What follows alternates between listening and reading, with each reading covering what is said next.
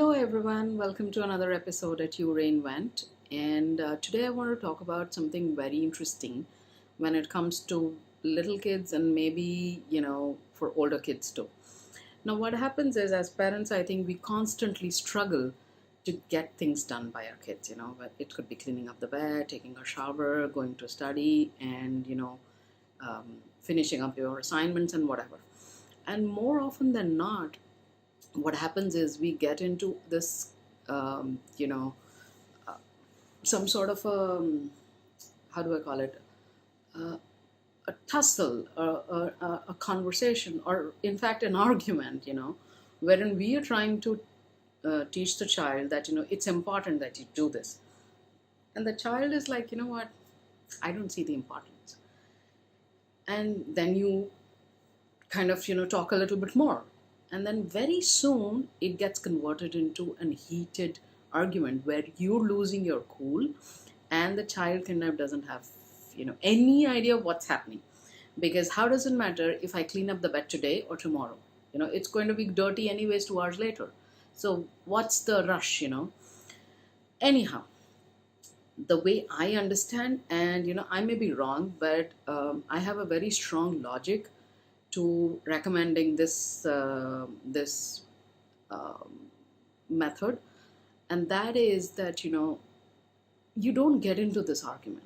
It's pointless, and it only reminds your child of all the negative conversations that you've had, because all of us, we always remember the negative conversations. We don't remember how someone was nice to us and how someone made a nice hot cup of coffee for us. But when somebody does something wrong, we kind of very clearly remember it, right? And that's, so if you kind of have these conversations, and I'm pretty sure that you have a million opportunities to have these conversations with your kids all through the day. So imagine if multiplied by their 18, 16 years of lifetime, how many more such conversations will be created where all you're doing is asking them, beta ye kar lo, beta wo kar lo, and the beta doesn't understand why the hell he or she should be doing that. So what do? Well, you just set a simple consequence that if you do this, X, if you do X, Y is the result. And I've talked about this earlier also. You kind of, um, it's almost a way of disciplining them. It's almost a way of putting some order into your day, and it's almost a way of not having those ugly conversations. And the reason I'm doing this kind of a special segment on those consequences is because oftentimes people understand consequences as rewards. When I'm saying consequences, I'm not saying that if your child behaves well, you give them a chocolate or you give them a key to your car that, what, you can go drive through the town. No, that's not what I'm saying.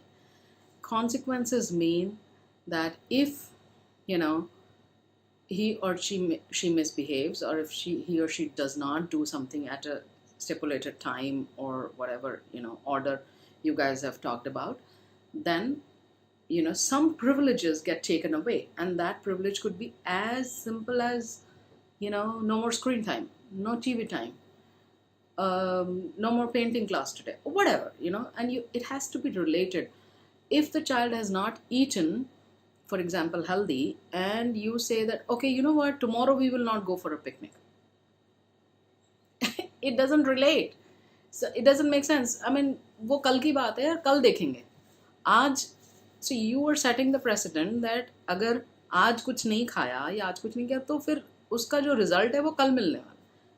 We'll see tomorrow, and for all you know, आपका गुस्सा कल तक शांत हो जाएगा, and you might also forget, or a newer problem would have come up. So have related consequences. It does not make sense to have a consequence which is going to come up 2 days down the line or 3 days down the line. No, that's not how it works. If they don't clean up the room, they sleep in a dirty bed, and they are the ones who clean up tomorrow. You're not going to clean it up tomorrow. If you do, well, you are setting up the precedent that whether the child cleans up or not, you will do it.